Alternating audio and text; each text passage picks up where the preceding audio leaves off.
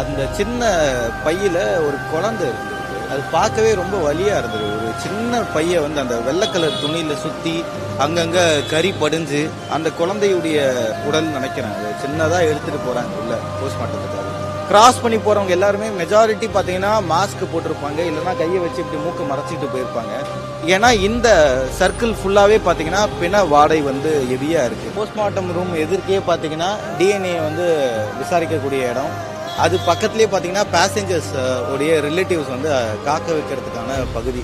இங்கே வந்து ரிலேட்டிவ்ஸ் வந்து அவங்களுடைய டிஎன்ஏ சாம்பிள்ஸை கொடுப்பாங்க.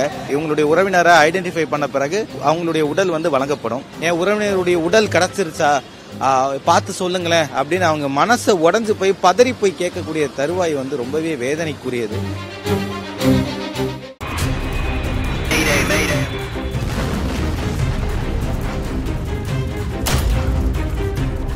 பிகைன் உட்ஸ் நேயர்களுக்கு வணக்கம். நம்ம அகமதாபாத்தில் ஏற்பட்ட விமான விபத்தை பதிவு பண்ணுறதுக்காக களத்துக்கு வந்திருக்கோம். முக்கியமாக இப்போ பார்த்தீங்கன்னா இறந்த பயணிகளுடைய உடலும் மேலும் அங்கே இருக்கக்கூடிய நபர்களுடைய உடல், நிறைய பொதுமக்கள் வந்து இறந்துருந்தாங்க இந்த தருவாயில். அவங்க எல்லாருடைய உடலுமே உடல் கூராய்வு செய்யக்கூடிய பகுதிக்கு தான் வந்திருக்கோம். இப்போ பிஜே மெடிக்கல் ஹாஸ்பிட்டலில் இங்கே தான் போஸ்ட்மார்ட்டம் ரூம் இருக்குது. ஸோ இறந்தவங்களுடைய உடலை போஸ்ட்மார்ட்டம் செய்யக்கூடிய பகுதிக்கு தான் நம்ம இங்கே வந்திருக்கோம். ஒருத்தங்களுடைய உடலுமே மூட்டை கட்டி எடுத்துட்டு போறதை பார்த்தோம். இப்போ நாங்கள் வந்து கேமரா ரெடி பண்றதுக்கு ஒரு 5 நிமிஷத்துக்கு முன்னாடி சின்னதா ஒரு மூட்டையை எடுத்துட்டு போனாங்க. சின்ன குழந்தை, அது மூட்டை இல்லை, அந்த சின்ன பையில ஒரு குழந்தை இருந்தது. அது பார்க்கவே ரொம்ப வலியா இருந்தது. ஒரு சின்ன பைய வந்து அந்த வெள்ளை கலர் துணியில சுத்தி அங்கங்க கறி படிஞ்சு அந்த குழந்தையுடைய உடல் நினைக்கிறேன். அது சின்னதா எடுத்துட்டு போறாங்க உள்ள போஸ்ட்மார்ட்டத்துக்காக. இந்த இடம் ஃபுல்லாவே முக்கியமா நாங்க சொல்ல வேண்டிய விஷயம் என்னன்னு பாத்தீங்கன்னா, போஸ்ட்மார்ட்டம் ரூம் எதிர்க்க தான் ரிலேட்டிவ்ஸ காத்து இருக்கிறதுக்கான பகுதியை வச்சிருக்காங்க. நான் பேசுற இந்த டைம்ல நிறைய பேர் நம்மள கிராஸ் பண்ணி போயிருப்பாங்க. கிராஸ் பண்ணி போறவங்க எல்லாருமே மெஜாரிட்டி பாத்தீங்கன்னா மாஸ்க் போட்டிருப்பாங்க, இல்லைன்னா கையை வச்சு இப்படி மூக்க மறைச்சிட்டு போயிருப்பாங்க. ஏன்னா இந்த சர்க்கிள் ஃபுல்லாவே பாத்தீங்கன்னா பிண வாடை வந்து ஹெவியா இருக்கு. ஏன்னா உடல் கூராய்வு செய்யும் போது இன்னும் கொஞ்சம் ஸ்மெல் ஹெவியா இருக்கக்கூடிய தருவாயில கரெக்டா இந்த பகுதி ஃபுல்லாவே பாத்தீங்கன்னா ரொம்பவே அந்த வாடையை நம்ம உணர முடியும். ஏன்னா ஹெவி ஸ்மெல் இந்த சரௌண்டிங் ஃபுல்லாவே இருக்கும். பேசும்போது எனக்குமே கஷ்டமா தான் இருக்கு. பட் இருந்தாலும் நம்ம மாஸ்கை போட்டு பேசுறதோட ஃபர்ஸ்ட் பேசிடலாம் அப்படின்றதுக்காக தான் வந்தோம். போஸ்ட்மார்ட்டம் ரூம் எதிர்க்கே பாத்தீங்கன்னா டிஎன்ஏ வந்து விசாரிக்கக்கூடிய இடம். அது பக்கத்துலேயே பார்த்தீங்கன்னா பேசஞ்சர்ஸ் உடைய ரிலேட்டிவ்ஸ் வந்து காக்க வைக்கிறதுக்கான பகுதி. ஸோ காத்திருப்பு பகுதி வந்து பேசஞ்சர்ஸ் இங்கே இருப்பாங்க. எதிர்க்கு வந்து போஸ்ட்மார்ட்டம் செய்யப்படும். அதாவது பிணங்களை ஃபர்ஸ்ட் ஆம்புலன்ஸில் இங்கே வந்துடும். வந்த பிறகு அவங்களுடைய உடல்களை கொண்டு போவாங்க. அதுக்கான ப்ரொசீஜர்ஸ் போகும். பின்னர் அந்த டிஎன்ஏ சாம்பிள்ஸ் எடுத்துட்டு வந்த பிறகு உள்ள போகும்.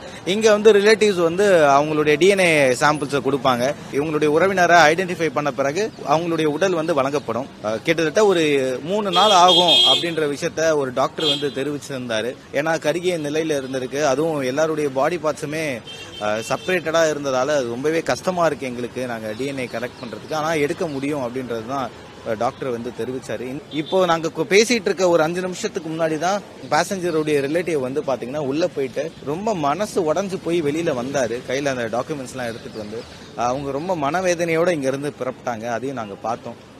எப்படி ஒருத்தங்களா உள்ள போயிட்டு அவங்களுடைய டிஎன்ஏ சாம்பிள்ஸை கொடுத்து ரிலேட்டிவ்ஸ் வந்து ஏன் உறவினர் வந்து என்னவா இருக்காங்க, என் உறவினருடைய உடல் கிடைச்சிருச்சா பார்த்து சொல்லுங்களேன் அப்படின்னு அவங்க மனசை உடஞ்சு போய் பதறி போய் கேட்கக்கூடிய தருவாய் வந்து ரொம்பவே வேதனைக்குரியது. அந்த நிலையில தான் ஒரு விமானத்துல பயணிச்ச பயணிகளுடைய சொந்தக்காரங்களுக்கு இருக்கு. அந்த இடத்துல கேஷுவாலிட்டிஸ் நிறைய பொதுமக்கள் இறந்துருந்தாங்க, அவங்களுடைய உறவினர்களுக்கு இருக்கு. இந்த சூழ்நிலையில காத்திருப்பு பகுதியில உறவினர்கள் உள்ள போயிட்டு டிஎன்ஏ கொடுத்து அவங்களுடைய உரிய ஆதாரங்களை கொடுத்த பிறகு டிஎன்ஏ மேட்சஸ் வந்து பார்த்து சொல்லுவாங்களாம். அதுக்கான பகுதி இது. ஏற்கனவே சொன்னது போல இந்த பகுதி ஃபுல்லாவே பாத்தீங்கன்னா பிண வாடை வந்து ரொம்ப ஹெவியா இருக்கும். ஏன்னா போஸ்ட்மார்ட்டம் பக்கத்திலேயே பொதுவாகவே ஒரு போஸ்ட்மார்ட்டம் நடக்கக்கூடிய பகுதி வந்து வாடை வந்து இருக்கும். அப்படி இருக்கும்போது இந்த பகுதியில ரொம்ப ஹெவியா இருக்குன்றத உணர முடியும். எனக்கு இந்த கரெக்டா இந்த ஏரியாவை கிராஸ் பண்ணும்போது பொதுமக்கள் எல்லாரும் மூக்க மூடிட்டு தான் போவாங்க. ஏன்னா இது ஹெவி ஸ்மெல் இருக்கக்கூடிய ஒரு ஏரியாவா இருக்கு. தொடர்ந்து நிறைய டெட் பாடிஸ் வந்துகிட்டு இருக்கு. அது எல்லாமே போஸ்ட்மார்ட்டம் ரூமுக்கு போயிட்டு உடல் கூராய்வு மேற்கொண்ட பிறகு டிஎன்ஏ சாம்பிள்ஸ் கலெக்ட் செய்யப்படுது. அதுக்கான இடம் தான் இது. இத்தனை ஆம்புலன்ஸ்லுமே இறந்த நபர்களுடைய உடலை கொத்து கொத்தா எடுத்துட்டு வந்து தான் இங்க சேர்த்திருக்காங்க. அதுதான் உண்மை. இந்த நிலையில இத்தனை ஆம்புலன்ஸ் பாருங்க, ஏகப்பட்ட ஆம்புலன்ஸ், எல்லாமே வந்து கவர்மெண்ட் ஆம்புலன்ஸ் கிடையாது. சில ஆம்புலன்ஸ் வந்து பிரைவேட் ஆம்புலன்ஸுமே இணைஞ்சிருக்கு. இதை தாண்டி இந்த ஆம்புலன்ஸுக்கு இன்சார்ஜா இருக்கக்கூடிய ஒருத்தர் கிட்ட நாங்க பேச ட்ரை பண்ணோம். பட் அவர் வந்து ஹிந்தி மட்டும் தான் கம்ஃபர்டபுள் அப்படின்றதுனால அவரால் பேச முடியல. நம்மளுடைய கம்யூனிகேஷனை தாண்டி அவர் கொஞ்சம் பிஸியாகவும் இருந்தாரு. அதனால அவரை நாங்க அணுக முடியல.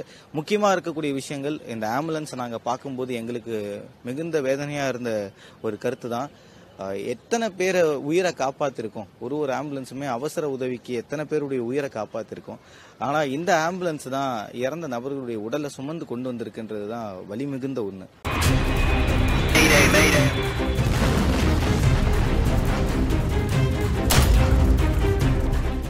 எங்களுக்கு பார்க்கும்போது ரொம்ப கஷ்டமா இருந்தது. என் பொண்ணு படிக்கிற ஸ்கூல்ல இது ஃப்ரெண்டோட மாமா கூட அதுல இருந்துக்கிறாரு. 21 இயர்ஸ் தான் ஆகுது.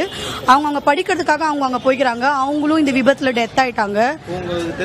தெரிஞ்சவங்களே எங்களுக்கு ஆயிட்டாங்க. எங்களுக்கு தெரிஞ்சு ரொம்ப கஷ்டமா இருக்குது. இங்க எங்களுக்கு வந்து ஏர்போர்ட் ரொம்ப கிட்டதான், 20 மினிட்ஸ் தான். மேகானி நகர் ஏரியா தான் இருக்கு. நாங்க எல்லாரும் ஒன்னா பார்க்க போலாம்னு நினைச்சோம். ஆனா எங்களால அங்க உள்ள அலோடு இல்லை, போக விட மாட்டாங்க. ரொம்ப கஷ்டமா இருக்குது எங்களுக்கு இதெல்லாம் கேள்விப்பட்டு. அந்த பிளைட்ல இருந்தவங்களும் பாதிக்கப்பட்டது பார்த்தாம அங்க இருந்த ஸ்டூடெண்ட்ஸ் இருந்தாங்க, காலேஜ் ஸ்டூடெண்ட், இன்டர்னுங்களா அன்னைக்கு தான் வந்திருக்காங்க. பாதி பேர் இன்டர்னுங்க. இப்பதானே எல்லாம் ஸ்கூல் காலேஜ்லாம் ஸ்டார்ட் ஆகுது. அப்ப வரும்போது அவங்களும் நிறைய பேர் பாதிக்கப்பட்டு டெத் ஆயிருக்காங்க. அப்புறம் அங்க இருந்த வயசானவங்க ஒரு பாட்டி வந்து அங்க அந்த எங்க இன்டர்ன் காலேஜ்ல பசங்களுக்கு ஃபுட் ஆக்கி கொடுக்கறவங்களுக்கு எல்லாம் பேத்தி 2 வயசு பேத்தி 8ன்னு வருவாங்களாம். அவங்க டெய்லி ஃபுட் ஆக்கி கொடுக்க அந்த 2 வயசோட அந்த பாட்டியும் டெத் ஆயிட்டாங்க. அவங்களுக்கு இன்னும் பாடியே கிடைக்கல. டிஎன் டெஸ்ட் போயின்னு இருக்கு. நாங்க ஏதோ 1:30 2 o'clock கிட்ட நாங்க வீட்டுல சாப்பிட்டு இருக்கும் போது அப்பதான் நியூஸ் பார்த்தோம். அப்பதான் எங்களுக்கு தெரிஞ்சது. அப்பயும் நாங்க நம்பல. அதுக்கப்புறம் நிறைய நியூஸ் இன்ஸ்டால எல்லாம் வரதான் தெரிஞ்சது. இன்னமும் நியூஸ் அதுதான் 2 நாளா அதுதான் ஓடுது. வேற எதுவுமே வரல. வீட்டுல நியூஸ் சேனல் மட்டும் தான் ஓடுது. எங்களுக்கு கொஞ்சம் பயம் தான். இதுக்கப்புறம் அதை எப்படி நம்ம ஃபேஸ் பண்ண போறோம் அப்படின்னு இருக்கு. கண்டிப்பா இருக்கு. எல்லாருக்குமே இருக்கு.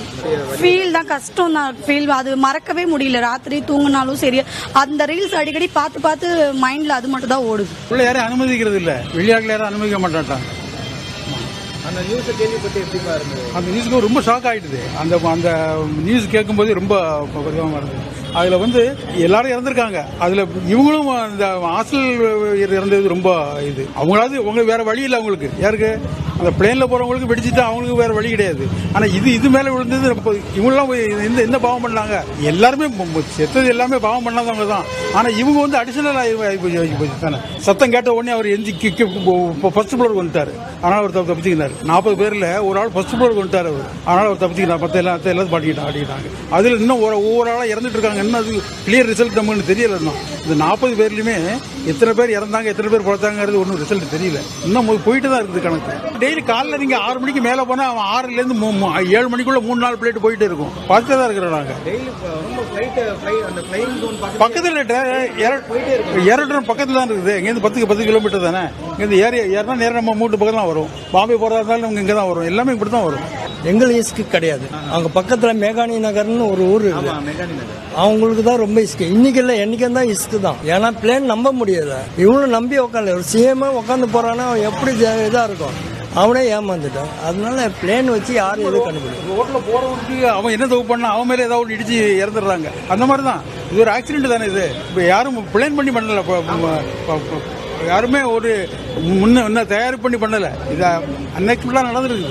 என்ன பண்ண முடியும்? இதுக்கு பிளேன் வந்து மேலே ஏறின பிளேனே வந்து கீழே இறக்குறாங்கன்னு தான் நான் நினைச்சிட்டு இருந்தேன்.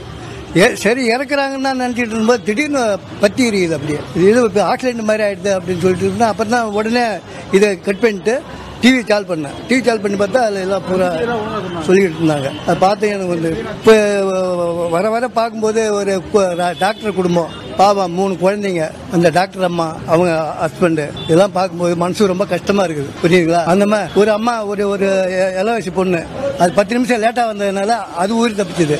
இது பார்க்கும்போது ரொம்ப சந்தோஷமா இருக்குது. இறந்தவங்களை நினைக்கும் போது கஷ்டமா இருக்குது. இப்படி ஒரு கொடூரமான ஒரு யாரும் ஹர்த்தால் வந்து காப்பாற்ற முடியாத அளவுக்கு ஆகிப்போச்சு அந்த நிகழ்ச்சி. ஒன்றும் பண்ண முடியல. ஆனா உங்களுடைய பகுதியிலிருந்து அருகாமையில தான் மெகானி நகர் இருக்கு. அந்த பகுதியில தான் இப்படி ஒரு கோர விபத்து ஏற்பட்டிருக்கு.